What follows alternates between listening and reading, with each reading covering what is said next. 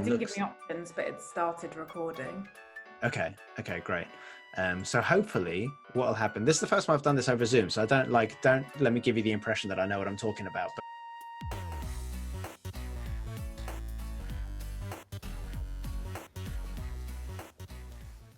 Oh, hi.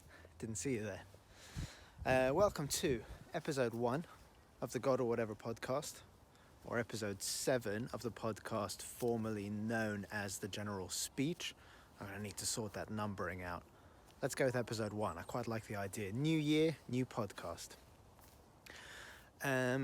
Today's podcast is a conversation with my colleague and, dare I say, friend, Charlotte Mindel. You'll get to meet her in just a moment. But as usual, like I have done for the past 6 episodes, I'm going to waffle on a little bit before we start. So it's 2021. I'm at St. Peter's Church in Alresford. If you're listening to this, you won't be able to see that St. Peter's Church is a ruined church, a church that burnt down in the 1970s and now is just a room without a roof, like the Pharrell Williams song. I could make some tenuous link about how, doesn't it kind of feel like our world has caught fire this past year, and yet here we still stand. But I'm not going to do that. I'm not going to do the kind of sermon thing. I just think it's a cool place. I like ruins. I don't know why. I just think they're kind of cool, and there's something kind of spiritual about it, but maybe not necessarily in a hugely religious way. Just a kind of spirituality that's kind of accessible and just kind of cool. So anyway, that's why I'm here. I thought it would be a cool place to film this. What do I want to talk about? Can we talk about anxiety for a minute? I know I talk about anxiety a lot, but that's because it's something I experience a lot. I've really noticed it these past couple of weeks. I guess probably everybody has. There's kind of anxiety in the air because of COVID. We've got the vaccine, which is amazing news, but at the same time, suddenly it's mutated and become this much scarier, more contagious virus, and there just seems to be no putting any lid on it. And man, it's just kind of easy to get kind of caught up in how scary it is. To doom scroll, to look through the news, to check the social media, I guess probably looking for hope, but really just finding more stories about how fucked we all are. And I'm not sure that that's very healthy. I noticed yesterday I went for just a walk around Colchester, and as I walked through a field, I noticed a moment of peace. I noticed that just for a few minutes, I didn't feel anxious. And I think that's because I got away from all the doom scrolling. I think my tendency with anxiety, I think probably lots of people do this, is to scroll through the news, through social media, like I said just now, sometimes just trying to get away from the feeling, because it's an unpleasant feeling. So just maybe not even looking for news, but just looking for some entertainment, just looking for some fun, something to make you feel better. And what I found is that even though that's a really attractive thing to do, it kind of makes sense on one level, it actually just makes it worse. Because even though maybe my body is still, my mind is racing and racing and racing. And so my anxiety always feels worse. I don't get the comfort from kind of addictively scrolling through Instagram that I think it's going to give me. And just stopping for a moment and slowing down and getting away from screens, I guess, almost always makes me feel better. Whether it's reading or going for a walk with a friend or going for a walk myself and just being in nature. Sometimes makes me feel like sad, I guess, but in a way that's not bad. Like it's okay to feel sad. Or sometimes it just makes me feel happy and peaceful, but I'm just more aware of those emotions. And I guess what I'm saying is that it's better to feel that stuff than to try to escape it using screens or whatever it is that we use to try to escape it. Charlotte and I, in this podcast, will talk a little bit about addiction. And I wouldn't describe myself as being any kind of addict, certainly not in any kind of clinical way. But one of the things that comes up in the conversation is how we're all kind of addicted to stuff. Like, we're all, I guess, scared of nothingness, and that kind of scrolling, whether, well, whatever it is for you. Like, for me, it's that kind of scrolling which can become very addictive, and it just doesn't help. It makes you feel much worse. And we talk a little bit about how the tools of faith and spirituality can help us to move beyond those kind of addictive behaviors. I haven't managed to do that yet myself. I'm still working on it, and I guess I'll probably be working on it maybe for the rest of my life, but hopefully getting better at it as I go on.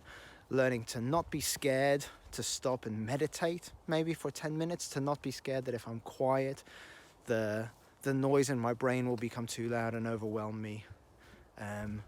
But instead, I guess to have faith, whether you're religious or not, but just that kind of sense of having some kind of faith that creation or the universe or whatever you want to call it is good and is benign, and that actually there's less to be scared of than we think, even in the midst of a horrible pandemic. So just a couple of things before I start the conversation with Charlotte. Two things I did in the podcast, which I kind of wish I hadn't. One is that I got straight into the deep stuff. You'll notice straight away I started asking Charlotte questions about meaning and stuff. And actually it would have been better to start the conversation more lightly, because I feel like the conversation struggles to get going at the beginning. Maybe you'll see what I mean, or maybe I'm just overthinking it. But we get there, and when we get into the flow, I think it's a really great conversation. And Charlotte has lots of wisdom, which I think that you, if you're anything like me, will benefit from. The other thing is, I think I'm a bit down on religion in this podcast. I think I probably talk more down on religion than I actually am. The truth is, I quite like religion. I'm not anti-religious at all. I am religious. I like church. There's a reason why I'm drawn to ruins like these. And I think probably in this conversation, I talked a lot about kind of non-religious spiritual practices in a way which I think is good and true and real, but which maybe downplays the importance that religion has had in my life. We talk a lot on this podcast about how negative religion can be, but I also love it, and it's shaped me into the person who I am today, good and bad. So there's a couple of moments in the podcast where I think I come across as a little bit down on religion. Don't take those too seriously, because on the whole, I do quite like religion. That's it, I think. I'm not going to waffle on for much longer. I will hand over to my conversation with Charlotte. I hope you enjoy it. And if you do, check out her blog. I'll put a link to it in the show notes. And yeah, I'll see you in just a moment in my study with Charlotte.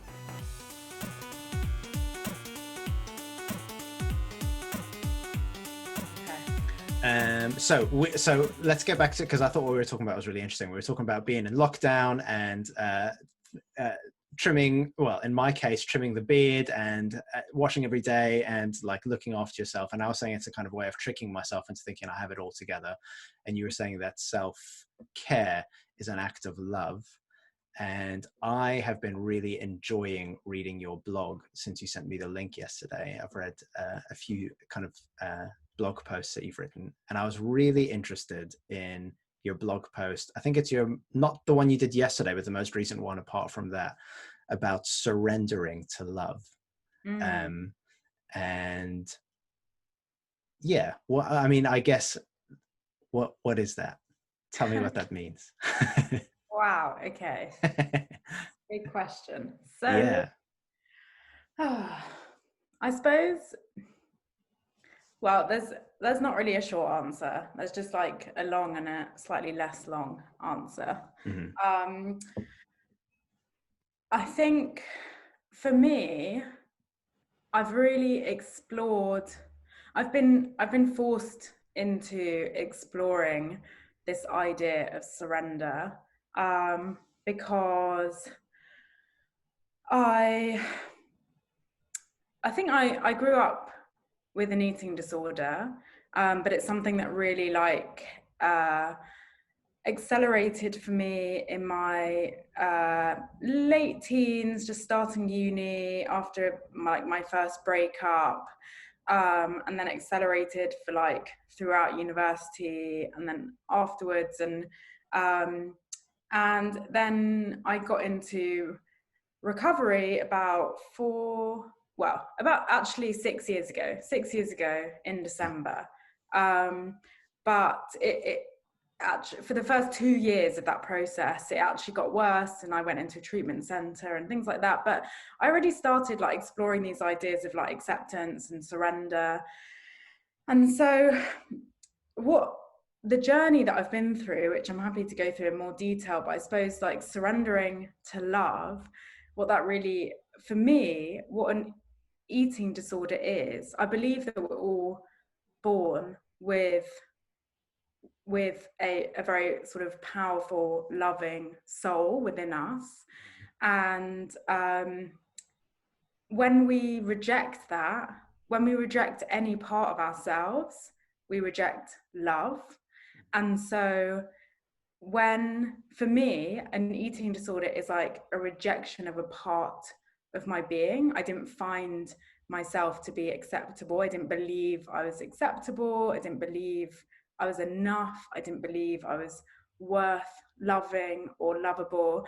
And so as a result of that, I rejected love. And so I wasn't able to practice love towards myself, and instead I like created a lot of harm actually, in my behaviors, both towards myself, my behaviors around my food, my bulimia, my compulsive exercising, restricting my diet, but also so much harm in the way that I spoke to myself when I dared to look at myself in the mirror, but also harm in my relationships. I wasn't able to be present. I wasn't able to like express love, even though I did have love within me. I don't believe that ever went anywhere, but I wasn't able to connect to it. And so surrendering to love, I suppose for me, is recognizing that they're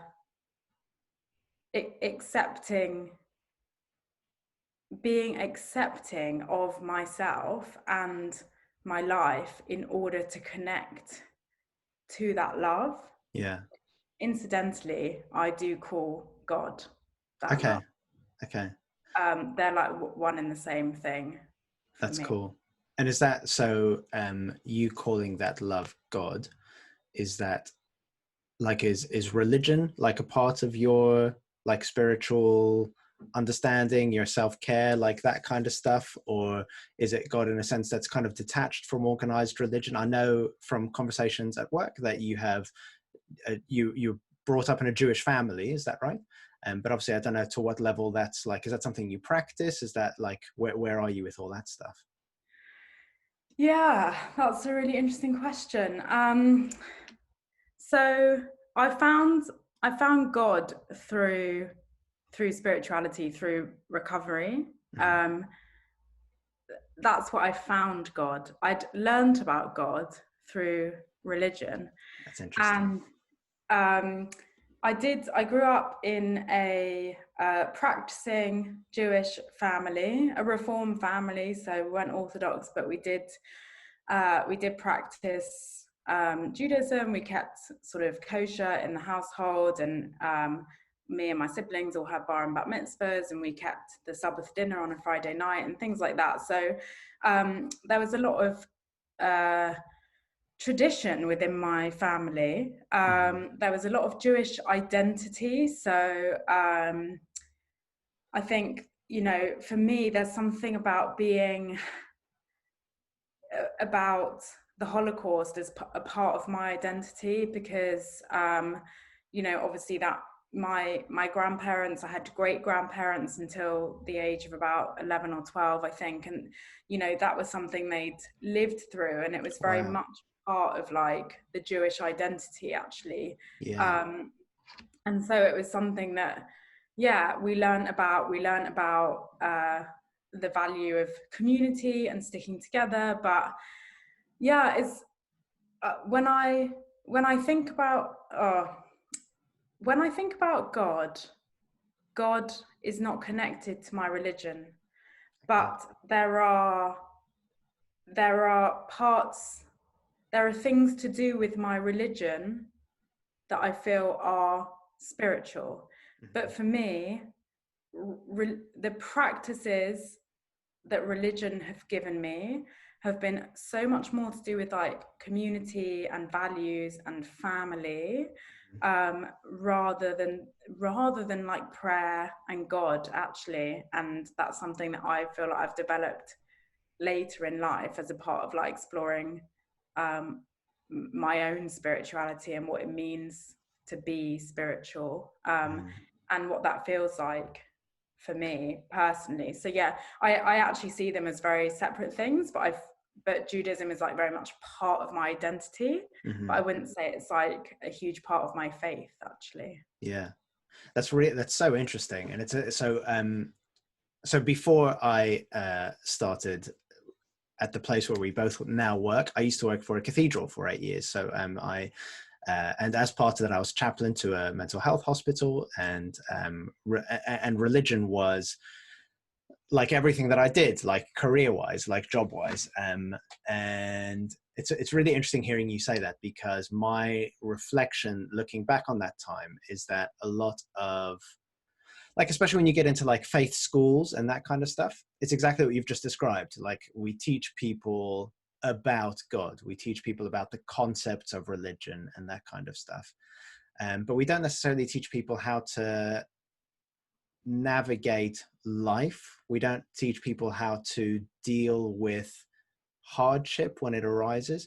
And often, in my experience, religion can, when it's done badly, can almost make those things more difficult, because there's more of a sense of kind of like, I should be able to deal with this because I have religion, you know? So having grown up in the church, when I had my own grapples, and I say that as if it's past tense, I still have my own grapples with mental health, with anxiety and depression. But when I go through those moments, there's a part of me that almost kind of feels like I should, I mean, this is an awful thing to say, and I don't mean it, but it's a felt thing. It's almost like I should be better than this, you know, because I've got God, I've got religion.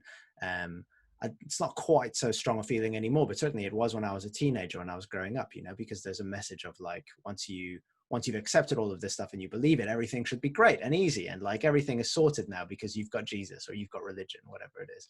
And it's just really interesting how, yeah, sometimes actually religion can make that stuff harder to face.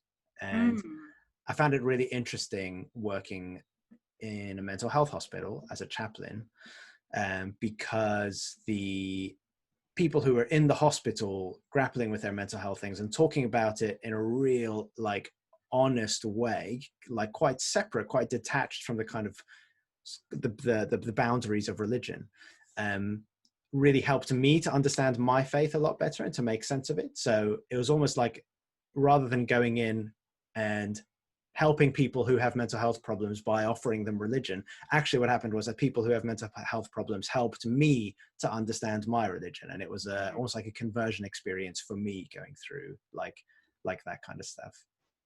I think it's yeah, this idea of I've got God is really interesting, because, well, it's something that like my partner shared with me. I might mess this up because I've never seen Star Trek, and I think it's a Star Trek thing, but there's this word grok, where you grok something. I think it's a Star Trek thing. I might be completely mistaken. Okay. But anyway, where you grok something, it's like you get it, but you can't really explain it. But you just like, you know, when you have that feeling, like I really understand that thing. Yeah. And for me, like God, God has to be grokked. Like Yeah. I have to feel, I have to experience God. And I think that's where the difference is for me. Like actually, where I learned about, not where I learned, where I found God, it's encouraged or suggested that you connect to a God of your understanding. So it's not a God that's dictated to you. It's not a God that has a shape or a gender or a color or anything like that.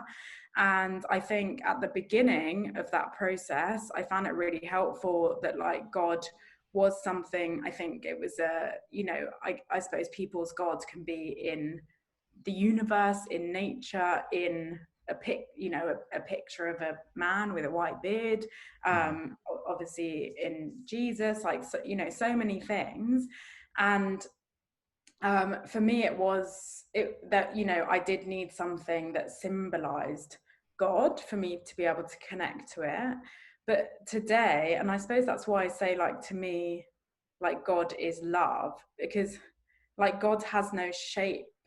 It's has no shape for me. It's something that just I experience. It's something that like when I sit and connect to like a loving God of my understanding, I just feel lighter. I feel like at ease. I feel trusting. I feel accepting. And that it's a feeling. It's not something I wouldn't even know how to explain to somebody else how they would get that.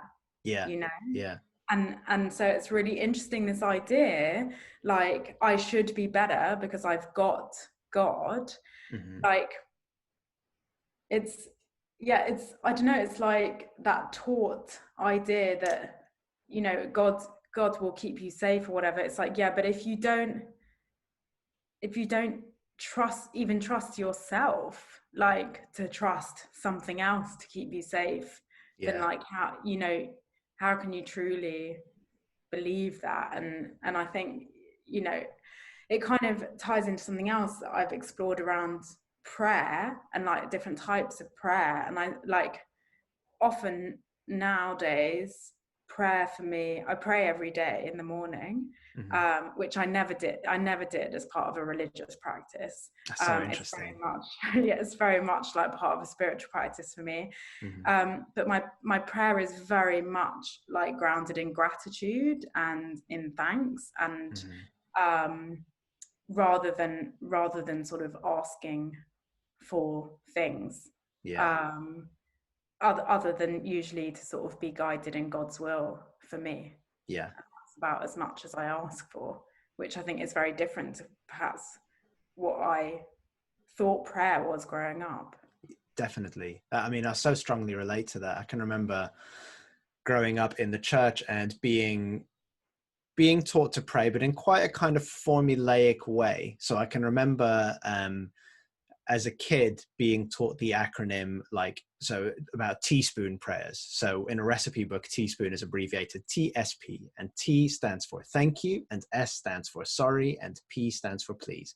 And so when you pray to God, you start by thanking him, and we did talk about God in a masculine way. Start by thanking God for whatever it is that God's done for you, and then you say sorry for all of the bad things that you've done on that day. And so you kind of, even as a kid, be going like, sorry for being mean to my sister, like that kind of thing. And then please help Aunt Joan to get better soon. Please help me to get a PS5 at Christmas, or whatever it is. And it was quite kind of structured and quite kind of like, okay, this is what I'm supposed to do. So every prayer starts, dear God, and then thank you for this, sorry for this, please for this.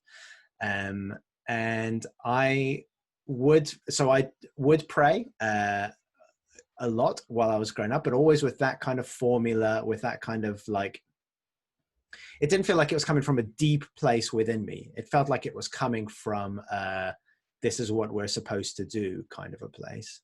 And I would say since since having left some of that stuff behind, so I still would call myself a Christian, I still would call myself religious, but I don't go to church every Sunday anymore, and I'm certainly not an evangelical Christian anymore as I was growing up. And since having left some of that stuff behind, I would say that the way in which I pray has almost become like the religion stuff has almost been taken out of it. So, for example, you mentioned gratitude earlier on. So at the end of every day, I have a gratitude journal, and I just bullet point things in that day that I'm grateful for.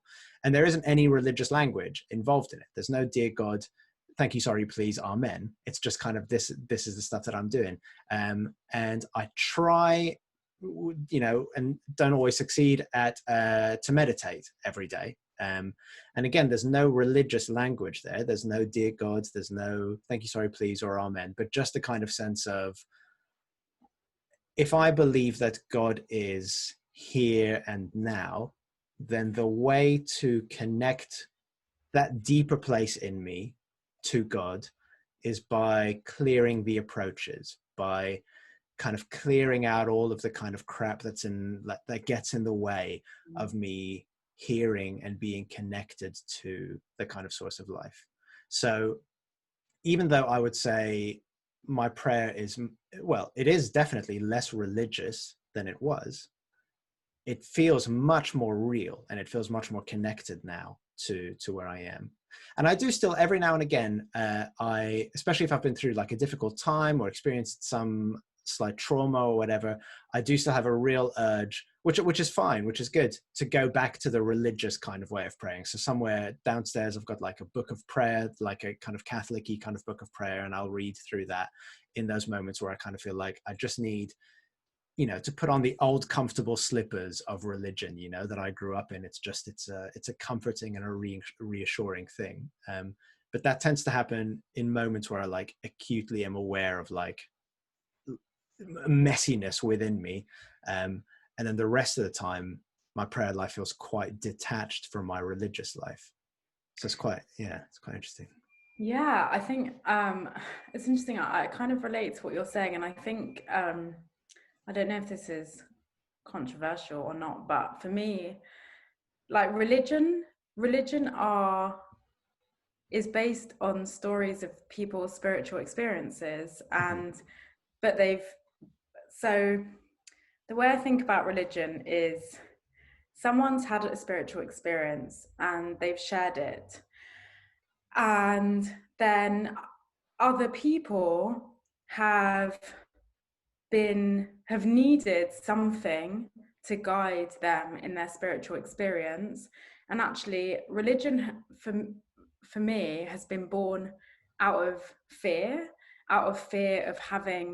of exploring our own spirituality, of believing that we are great and magnificent and loving and spiritually able souls.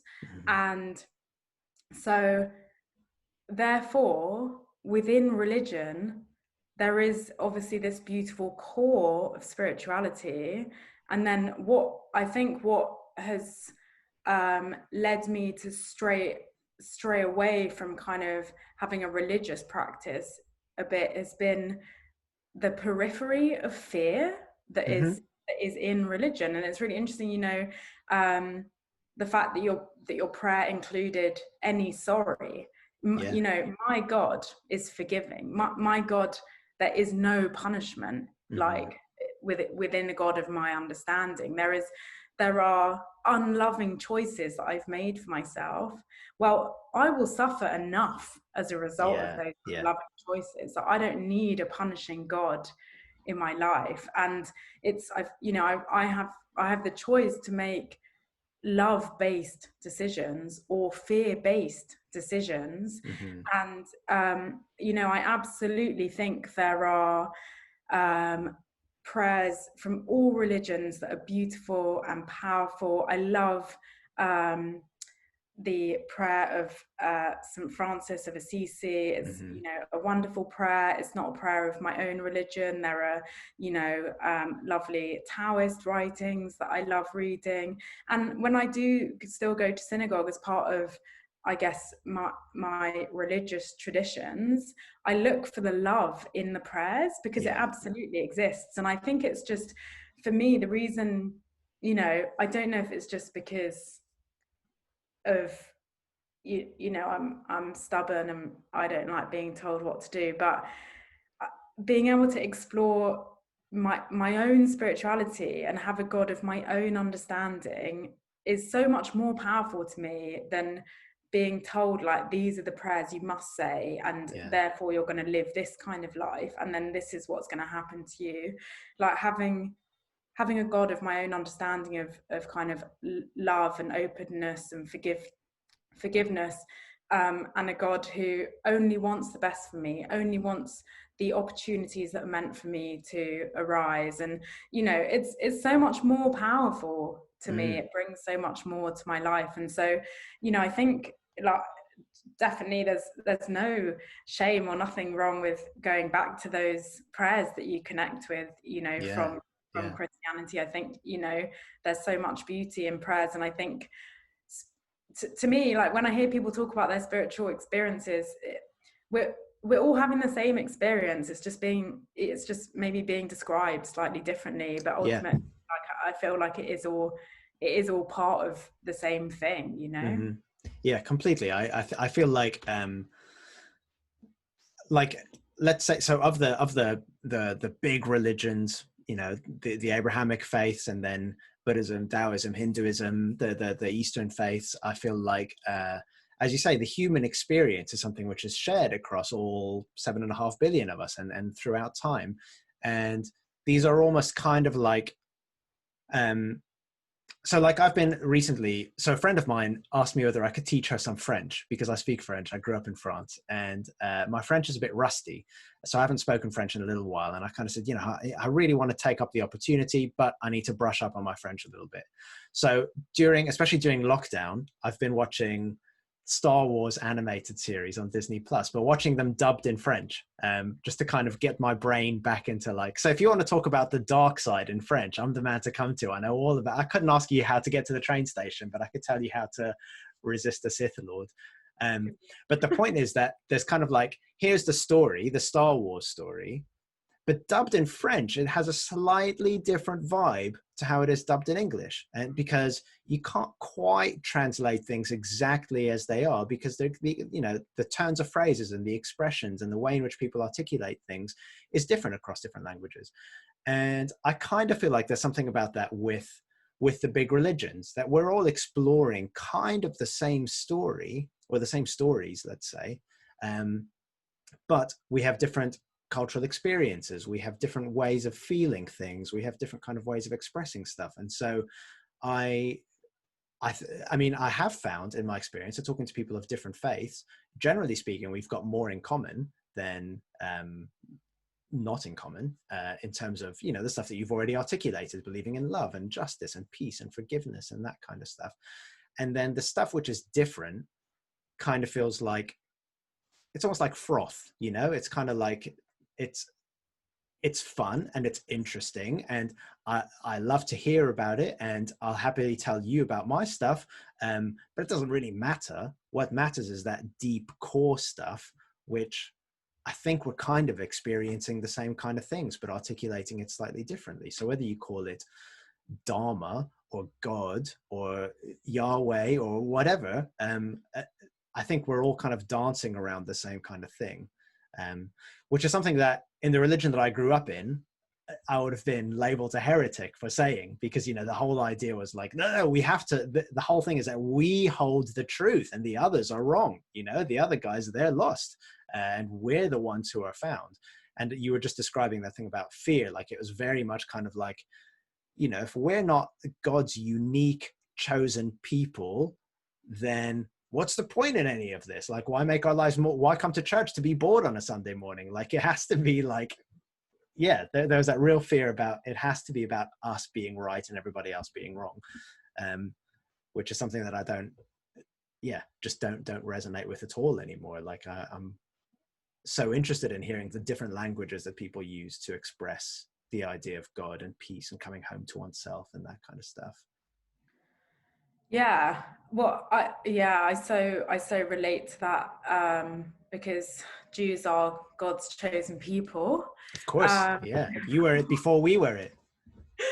so and to me, yeah, to me, um, I'm not that's an egotistical view. Um, it doesn't really matter to me. Like I care much more about equity and social inequality, but social equality, and being of service to people where I can be, and so you know God loves me. God, we're all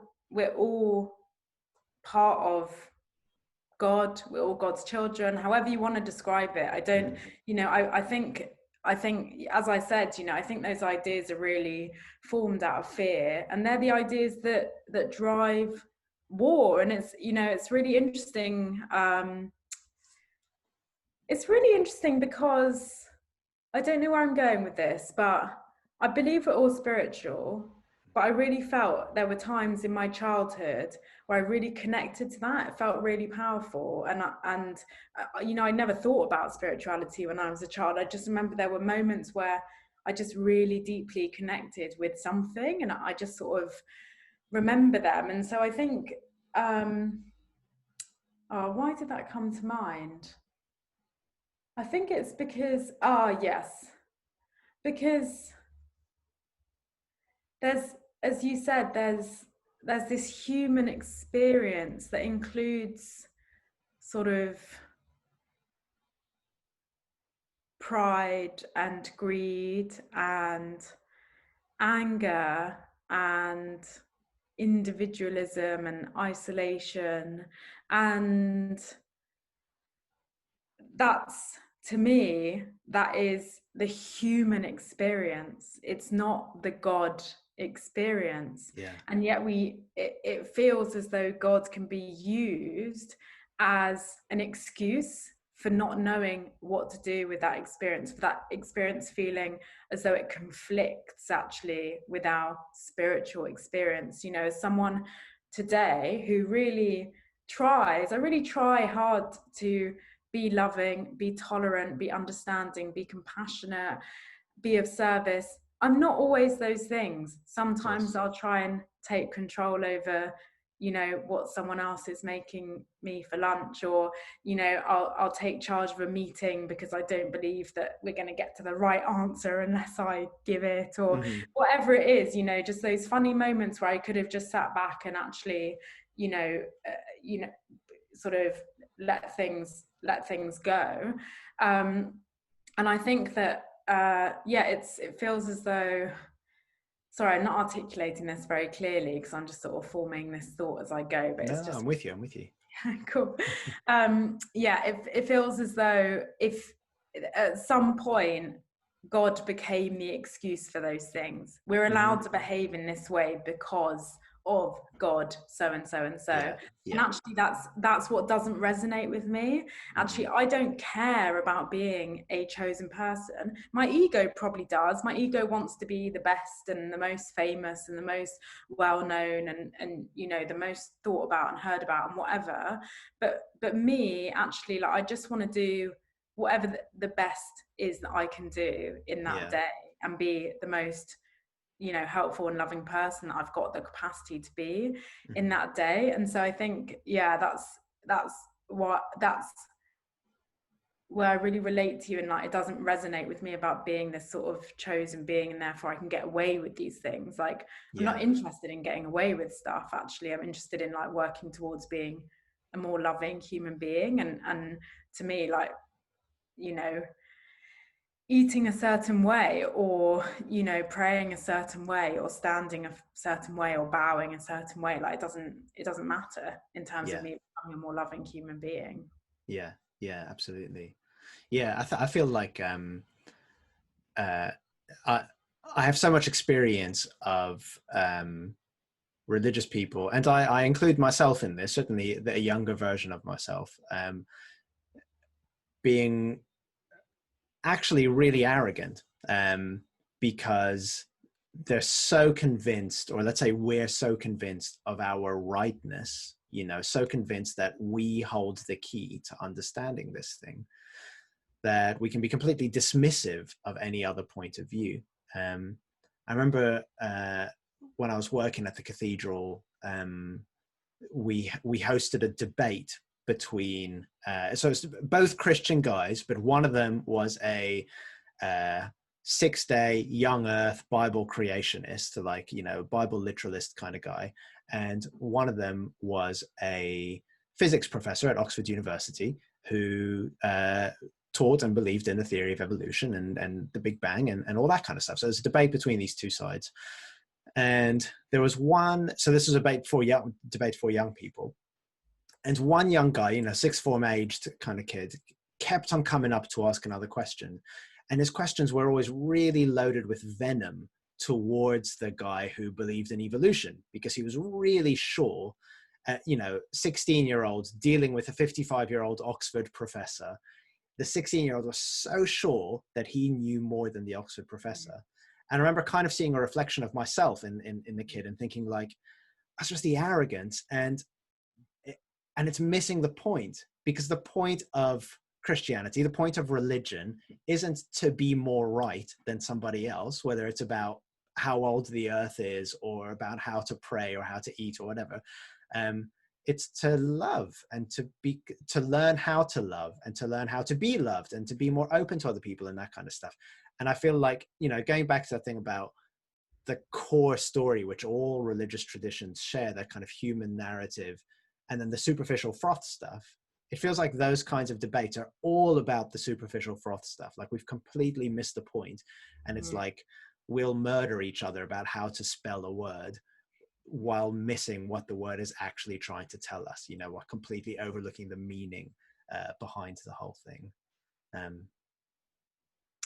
Yeah, it's interesting you should say that, because I guess, as you just said, it's those debates, it's about the froth, it's about like the complexity.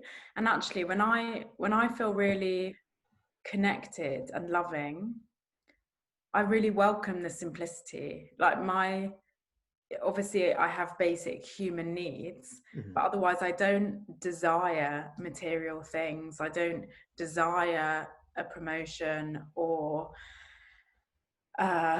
you know, a new car or a holiday or whatever it is, because actually something that I realized perhaps last year was that the most peaceful feeling to me is contentment. It's not happiness. Like, happiness is something that happens like on a pendulum. It's a scale. It's like quite a relative feeling. And actually there's like a real peacefulness in contentment for me, which is also like very simple. It doesn't need all of those debates and all that complexity around it. And I think for me, those things, yeah, they're points of difference, but for not much reason. It is just, yeah, it's exactly as you said, it's kind of about being the best or knowing the most or whatever it is. And for me, like, spirituality is hugely powerful, but can be extremely simple, and doesn't require complexity. It doesn't require me going and sitting on a mountainside and living in a hut in order to connect with God. You know, I can actually do that. I've connected to God on the London Underground before COVID, when it was full of people and someone was standing with their armpit in my face. You know, doesn't matter where you are, if you're able to just sort of come into yourself a little bit and find that thing within you that's really like peaceful and loving, then that's, you know, we all hold it within us. Like, any of the external stuff, like, doesn't really matter. And it's, you know, I guess just my experience of understanding spirituality and of understanding what it means to connect to a God of my understanding has been like profound changes in my life, in the way I'm able to relate to others and like be in relationship to other people, and and just be with myself without so much of the discomfort that was there, and treat myself with so much more love. And even, yeah, I journal every morning, and it's just a way of like connecting to myself, I guess, and seeing what's going on. And I write my prayer down like in my journal each morning as well. Mm-hmm. And I think I was reflecting on this podcast, and I was reflecting on a meeting that I was in last night, where actually we were also talking about God and becoming willing to believe in God.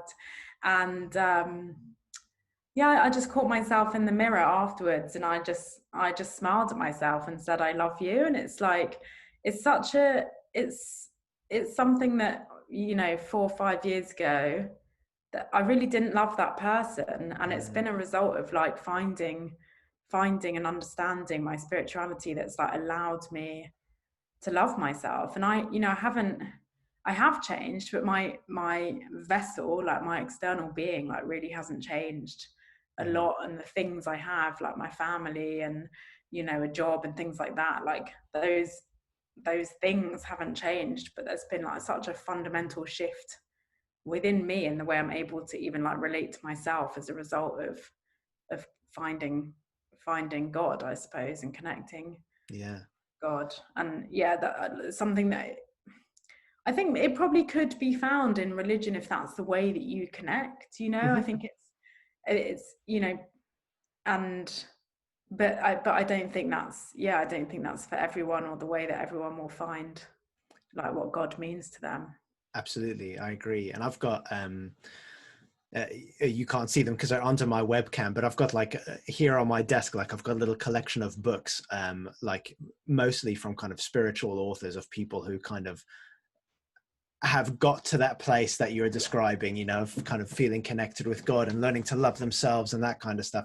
And there's a real mix between some classic religious figures, like one of my heroes in the Christian faith is St. John of the Cross, who had this real kind of this amazing experience of God. And he, you know, he uses almost quite erotic language to talk about the love between him and God visiting him in his prison cell and that kind of stuff, which is really like classically religious, like classically, you know, we celebrate St. John of the Cross's feast day in the church and that kind of stuff.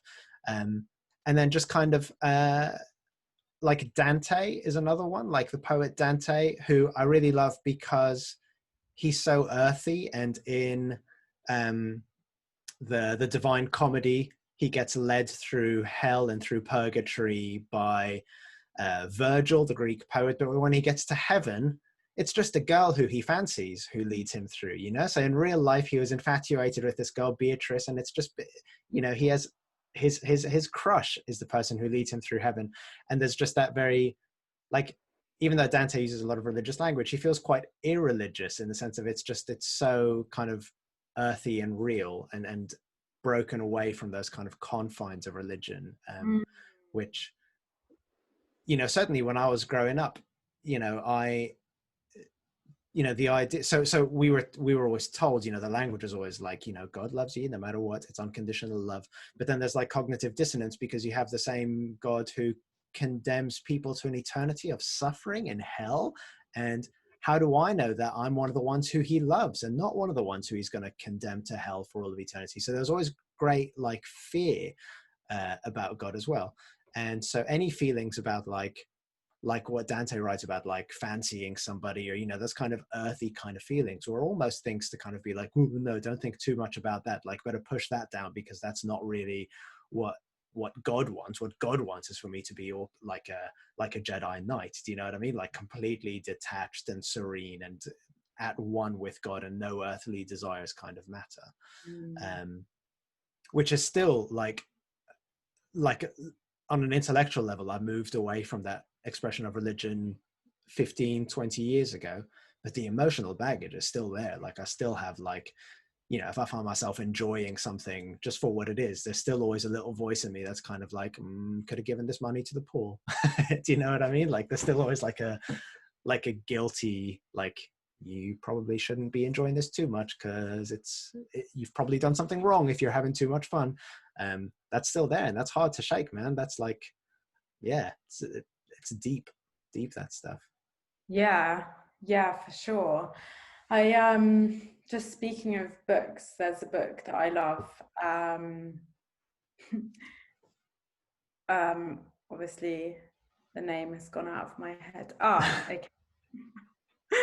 It's called A Return to Love, and Okay. it's by Marianne Williamson. And she actually, it's her sort of discussing A Course in Miracles. And she talks, yeah, she talks about our fear of being great. And I guess it's this, this similar idea of kind of, oh, I shouldn't be enjoying this too much because I could have given it to someone else or whatever it is. And I guess I think at least in my experience, I've had that just in a different way. I've just, I developed a belief a long time ago that I am not enough. And so, there's this constant little voice that's maybe comparing me to someone else, or well, I mean, that's enough. There's a lot of comparison to other people, and it's something that I try to let go of over and over again. It's something I probably am a lot more able to let go of because I'm like a lot more aware of it these days. But there's also, like, if I'm comparing myself to someone else, I'm not recognizing like my own greatness. I'm not like allowing me to just be me, because like me will be different to everybody else. And yeah, like the things that I'm good at will be different to others. And I feel like it's happened a lot this year, actually, as a result of kind of working more over Zoom and not kind of being around that like personal interaction, like mostly in an office. I think it's been at work, it's affected me the most. And I realized that when I don't allow myself to be, I approach life from a place of lacking, like I'm lacking being enough. And what that means is kind of I treat other people from that place. So I don't believe maybe that they're enough either, or I don't believe there's enough to go around. And actually, when I'm willing to accept my greatness, because by the way, we're all great, like we're all great beings. And that's something I just have to say to myself, because it's something I forget all the time. And I'm able to come from a place of abundance and remember there is enough to go around. Like there's enough love, there's enough opportunity, there's enough money, like there just is enough of everything. Then I'm just able to be so much kinder and like more encouraging and like empowering. And it's something that like I really care about being. Like I really want to celebrate other people and like other people's achievements. And like when I'm not believing that I'm enough, like I can't do that. There's just this little evil part of me that's like, no, why have you got that and not me? And actually when I'm able to like recognize that I am enough, then I'm able to like really celebrate other people as well and be like, yes, let's like raise you up. This is amazing, whatever you're doing. And it's just such a nicer, not even nicer, just like more powerful place to come from. And yeah, so I think it's, I think whether you've learned that in religion or just through life or whatever, it's really harmful to have that kind of narrative in your mind, because if you're not able to enjoy stuff, you're probably not able to be loving towards others either. I relate to that so strongly, and especially what you said about since everything's moved online this year. I really believe that who we are is kind of shaped by our relationships and the people around us, and so we really need a sense of community. Whether that's a church or just the guys you go to the pub with or whatever, just a sense of people who you kind of connect with regularly to help you know who you are. And having missed that this year, having lost a lot of that sense of community, both through beginning to work online, also about a year ago I went through a breakup that for a relationship that I'd been in for 10 years, and we were living together and that kind of stuff, and having lost all of that stuff and suddenly feeling like an atom, like kind of just like a in soul, like just being solo, I guess, just like I found it really difficult to just get a hold of who I am, what direction I want to move in, and that kind of stuff. And I was thinking that actually while I was reading your blog, because I used to blog quite a lot, and I had, you know, a small number of people who'd regularly comment and say, "Oh, you write really well, Tim. You should, you know, it's really cool," and you know, we're very supportive. But I've got to a place where just about anything that I do online, as soon as I post it, I become really self-conscious about it. So whether that's a blog or even an Instagram post, like let's say on Instagram, I've got, I don't know, 150 or so people who follow me, and everything that I put up on Instagram, there's always a little voice in me that goes like, that person who you really respect will think that's really stupid and lame what you've just done, or that person who you think is really funny is going to think that you're taking yourself too seriously, or that girl that you fancy is going to think your hair looks stupid in that one. And I often this year post stuff online and then come back to half an hour later and think, oh, stupid, I don't know why I posted that. And I think it's, I mean, obviously insecurity has always been around. Like, you know, I've had insecurities about stuff for 35 years, and I'll continue to have it probably until the rest of my until the day I die, hopefully on a diminishing level. But definitely the thing about not having a community around you, about not having people who you see regularly and people who you know and trust love you, I think that's a big part of it. Makes, like, really highlights that stuff, I think, and makes it really difficult to kind of like to deal with, because you just want people around you to, like, you know, if 1 in 20 people finds my jokes funny, then I want those 1 in 20 people to kind of be around me so that I'm not self-conscious when I make a joke. Do you know what I mean? Yeah, totally. Yeah, that's really been my experience. Oh no. Was that Siri? That was Google, whatever the Google one's called. Oh, sorry, my phone was on loud and someone phoned me, and then Google got involved. Anyway, she's quiet. Always getting involved. That's all right, no worries. Yeah, she is always listening to me, I have to say. Yeah. That's another podcast. Pardon? Yeah,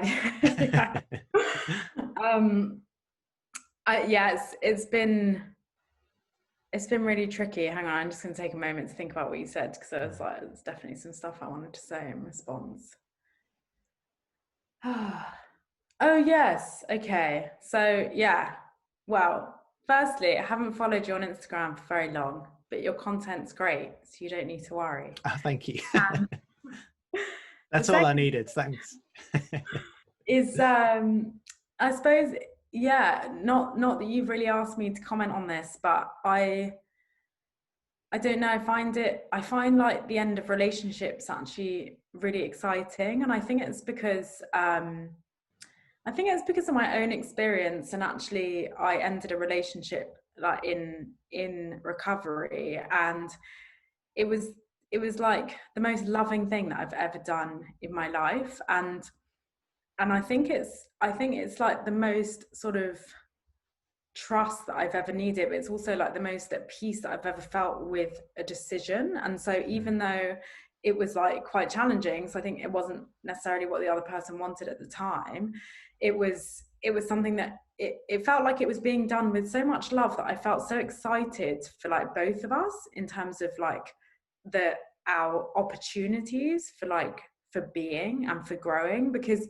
it felt so loving and so true. I was like, there can't possibly be a sort of negative outcome of this. And that feeling, as I said, like may have been one-sided, but it's, you know, I think it was like triggered by something you said, like this atom sort of floating around, like almost like I don't know who I am. And I just think, yeah, for me, I had to be on my own to really understand who I am.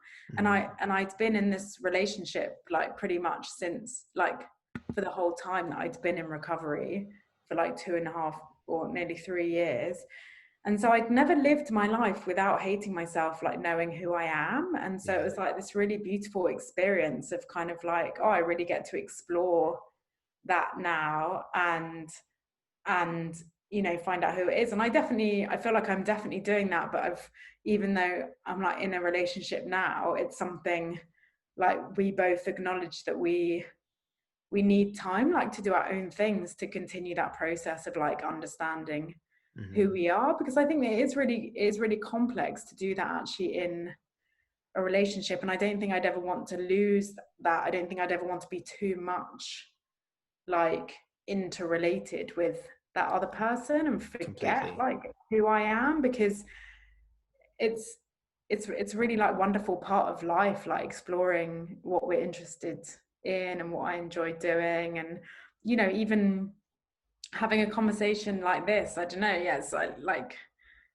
love talking about God, which, you know, again, like 5 years ago, that sentence never would have come out of my mouth, you know.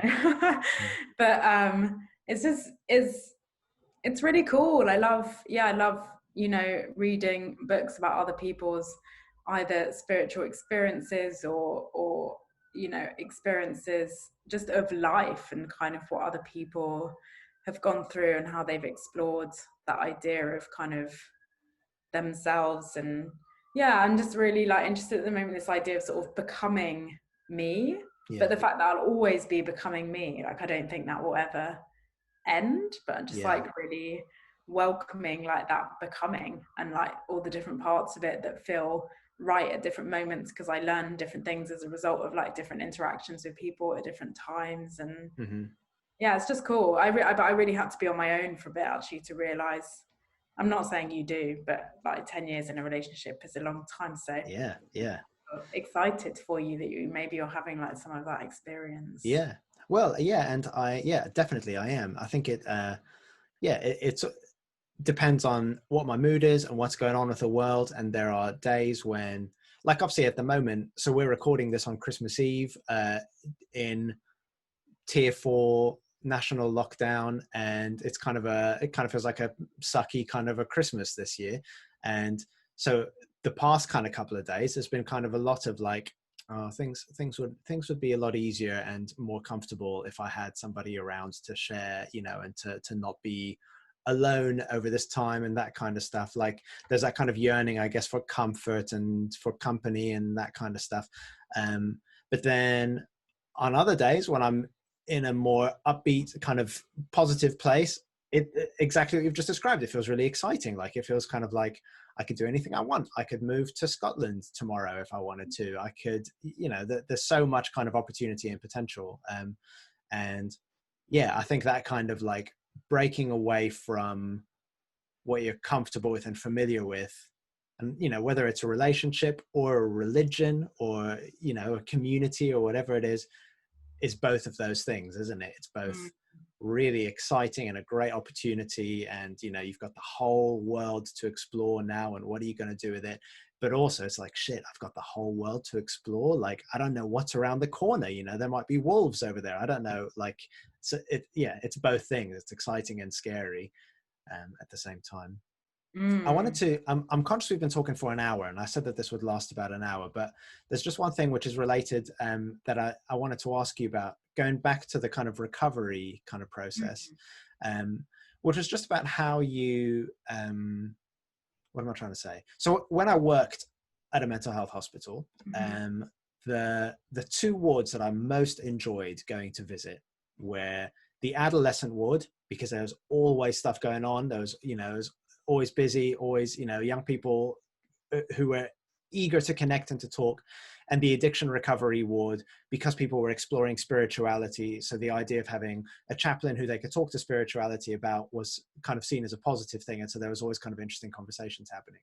The ward I probably found it most difficult to spend time on was the eating disorder ward, because what I learned through working in the hospital was that eating disorders have a way of drawing you inside yourself, I suppose, and disconnecting you possibly from other people. And I found it really hard to make connections with the people on the eating disorder wards, because it felt like so much of what was going on with them was so internalized and so difficult to articulate that it was hard just to connect and to start a conversation. And I just wondered, you know, you've talked beautifully about the process of recovery and connection and discovering spirituality and that kind of stuff. And I guess what I'm asking is what it was that you needed to draw you out of that kind of the dark place of being at the kind of cold front of an eating disorder, kind of to kind of step out into the light and to learn to love yourself and that kind of stuff. I know that's a huge question, but like,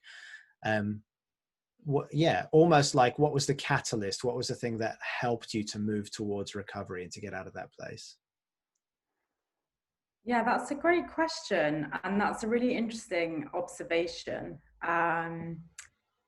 And I think that, I suppose this feels really important for me to say, just because I feel like eating disorders are quite misunderstood. So there's just a few sort of things I want to say about that, and then I'll answer your question.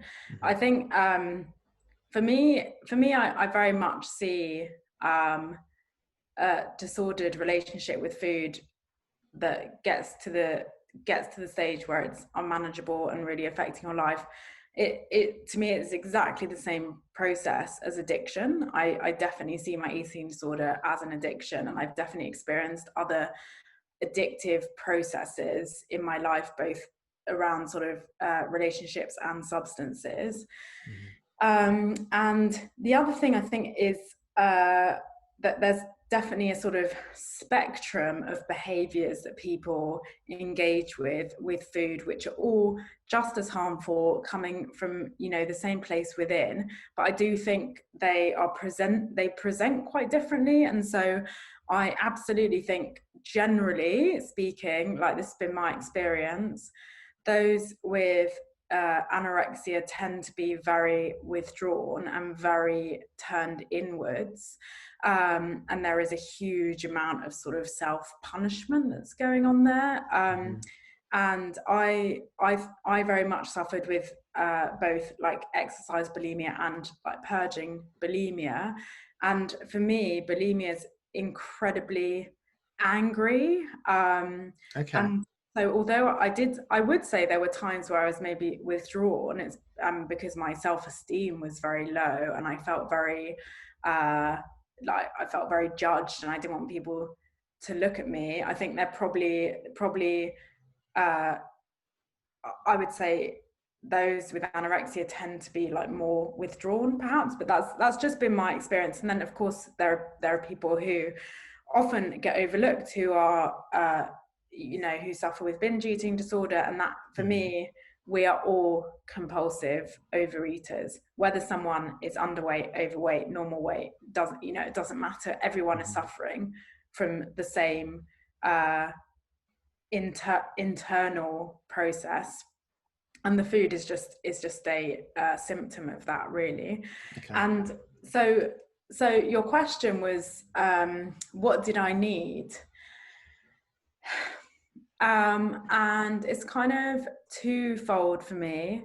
I needed desperation and I needed hope.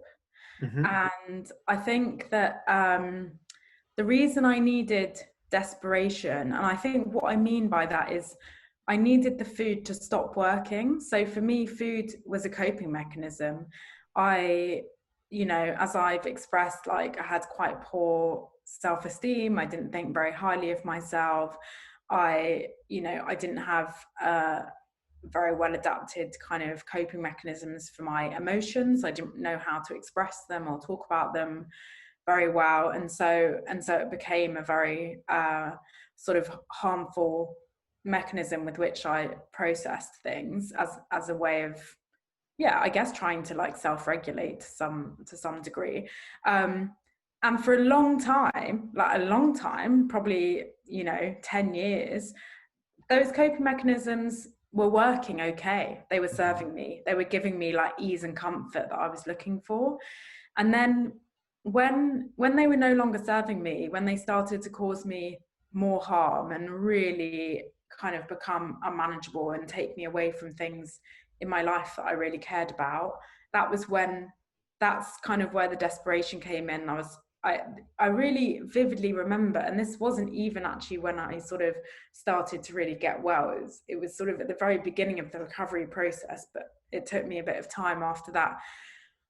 I woke up one day and I just, I, I didn't want to eat, but not even because I wanted to restrict myself from food, but Mm. because I just didn't want to throw up anymore. And it just got to the point where, for me, eating resulted in throwing up at some point in the day. And it was just getting so painful and I was so exhausted.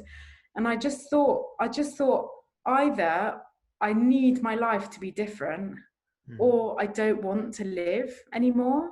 And I wouldn't say that I was suicidal. I wasn't planning to kill myself or anything, but I just knew I just couldn't possibly live like this for the rest of my life. And I Yeah. didn't know how I was going to get out of it. I didn't know if I was going to be able to. It felt so all consuming, but I had that desperation in as much as I was just like, there's got to be another way. Like, this cannot possibly be my life. It just didn't feel right to me. There was a tiny little glimmer of hope, I guess, that life could be different. I think Mm. if I'd have believed that it couldn't be different, I don't know where I'd be today, to be honest, because it got pretty miserable. Yeah. um and and you know, and yeah, I wasn't willing to live like that anymore. And then I guess the hope comes in, I suppose, a bit with that, like believing that somehow, some way, there is like another way to live that isn't like this. But I needed hope because my eating disorder had become such a comfort blanket that giving it up, it was like giving up a best friend, or like Mm. giving up a part of me. It was so part of me. It was like the thing I was so in control of, and it was my secret, that even when it wasn't really a secret anymore, it was something I had, like, that was me sort of against the world. And I don't know why that was so important. I guess, well, I do, because I hadn't felt safe in the world for a long time. I think that's probably a story for another day, Mm-hmm. but I didn't feel safe, and that gave me safety. So I needed to hear that I was going to be safe without my safety blanket, Yeah. essentially.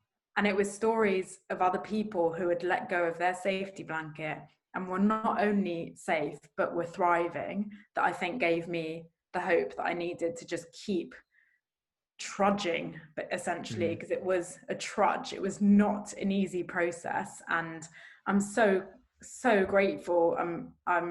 It's been nearly 4 years since I engaged in any of my bulimic behaviors. And honestly, Wow. on that day, like 6.5 years ago, when I knew I wanted to live a different way, part of me really believed I was going to have bulimia for the rest of my life. I just didn't think it was possible to not be bulimic. I thought that was just like my destiny, and it was shit, Mm-hmm. basically. Mm-hmm. But it's not. And life is huge and wonderful and inspiring today, and awesome in the most awesome way it can Yeah. be.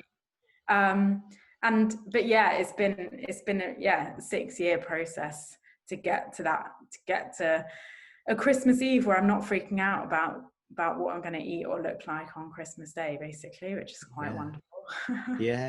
It's amazing. It's amazing. And so I think, uh, yeah, I really resonate with what you said. I can't remember the exact words you used about, we're all compulsive overeaters, I think, was something. And I really strongly relate to that. I think that, I recognize addictive behaviors in my own life, and my own little compulsions. And none of those things have ever got to a point where they stop me from doing the things that I want to do with life. So they've never kind of got me to a point where I need to, or like I feel like I need to enter into a kind of a recovery process in the same way that you did. But I'm aware of them. And I think probably, as you said, I think we all have that, because we're all, I guess, scared in some ways. And so we have these little things that give us comfort and reassurance, and we all want to be loved.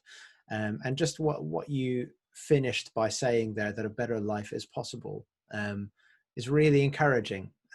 personally really encouraging, and I'm sure it'll be really encouraging to the people who listen to this podcast as well, because it can be easy to not believe that, I think. And especially, I think, after the year that we've had, after 2020, with COVID, with all of the isolation, with all of the drama and the world news, I think lots of people, and I include myself in this to a point, just have a kind of view of the world as it's just a bleak place and things are only going to get worse, you know, like whether that's on a personal level or on a kind of global level, but just kind of a sense of like almost dread before checking the news, like what awful thing is going to be happening today. But just that thing that like it can be better. There is a better life, individually as well as communally, you know, like for you as a person, but also for us as humanity. There is hope. There is a better life. And I wonder if what you just described on a personal level about getting to the point of almost rock bottom and wanting something more, maybe as a society, as a community of humanity, maybe we're approaching that kind of a place with climate change and COVID and all that kind of stuff. Maybe there's some hope in saying, you know, fuck, we've seen how bad things can get. Maybe this is a waking up moment. Maybe this is a kind of like, you know, I don't know. It's kind of hard to believe at times, but I do have some hope that maybe we are beginning to wake up a little bit. I don't know. I do as well. And I'll just end on this because as you said, we're sort of getting to time, but yeah. I do have that hope. I think what I've come to recognize is that like 98% of my experience in this life is an internal experience. And so, you know, all of those things that are happening externally, they're all as a result of like people's internal experiences. Like I kind of see everything as a structure that we've created, you know. Very little is actually a thing that you can like hold on to, you know. Even where we work, if you think about sort of hierarchies, it's just meaning that we give to things. You know, it's so no one, we're all equal. No one is better or worse than anyone else. And so for me, I really do hope that there is an awakening. There is you know, a loving consciousness that becomes stronger and more embedded like in humanity. But also it's an internal job for me. You know, if I keep working on that stuff for myself, like that, I do believe that will have some ripple effect, no matter how big or small, even if it just means that one other person in the world in my lifetime feels slightly more loving as a result of something I've done. It's worth doing that internal work for me. And so it's very rare that I actually even engage in the news. I have done a bit more this year. I've felt a bit forced into it, but it depletes my joy so quickly. I just can't bear it. And so you know, I'd rather engage. I did this beautiful meditation the other day, and the women encouraged me to say out loud all the things that I love, like the experiences that I love, like, you know, getting into the sea, or just sitting in a room with my family, or, you know, my cat coming and licking my face in the morning. And it was 2 minutes of saying out loud the things that I love, and I felt like warm and buzzing with love. It was so beautiful. And if I can just do that each day rather than watch the news, then like already my life is better, you know. And I think it's such internal work, like kind of the result of a year like this has been like a huge amount of like acceptance and gratitude lists that's needed to happen this year for sure. And I got, like you describing doing that meditation and the things that you love, I got a little dopamine boost just from listening to you talking about it. So there's definitely something in it. I think that's a great place to wrap up. So just to say, I mean, thank you so much for giving me, you know, an hour and a half of your Christmas Eve. But more importantly, just thank you for your story and for sharing. I you know, I feel like we haven't got to know each other that well at work yet, but I'm really glad to know you. You know, I loved talking to you. I love talking to you at work, and I think that your stories and your wisdom can and will and do like really help people and encourage people. So I'm sure that people will be encouraged by this podcast and just generally by you being you. So I'm grateful to you on all sorts of levels. So thank you very much. Thank you. Well, thanks for asking to talk to me. I feel like I've manifested this. I've been thinking about podcasts and YouTube, and someone told me I had a great podcast voice the other day. Definitely. Oh yes, and then you asked me and I was like, yes, I'd love to be on your podcast. So it's Brilliant. definitely been bubbling. So yeah, I really appreciate it. It's been Cool. great.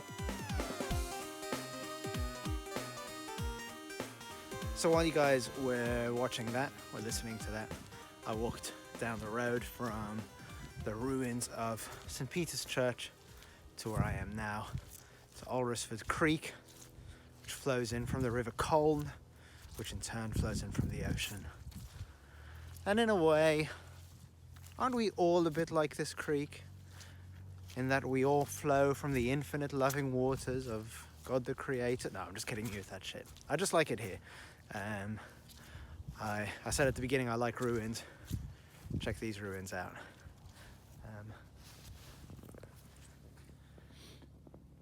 I just love the wooden skeleton and the rusted metal of who knows what it used to be. I don't know. Someone who knows something about water and rivers and boats could probably tell me, but I certainly can't. So look, I'm just here to say thank you for listening. And once again, a huge thank you to Charlotte for just gracing me with such an intelligent, interesting, fun conversation. I don't know Charlotte as well as many of the other guests I've had on this podcast. I've only done 6 episodes of this. I don't know Charlotte as well as some of the other guests on this podcast, but I'm super glad to have landed a job that allows me to meet cool, interesting, vibrant people like her with great stories to tell. Like I said at the beginning, do check out her blog. It's brilliant. It's personal and well written and full of meaning. And I'm confident that if you enjoyed that conversation, you'd love what she has to say. Again, I'll put the link in the show notes. That's it. Thanks for tuning in to this episode, and I'll catch you guys on the next one. Farewell.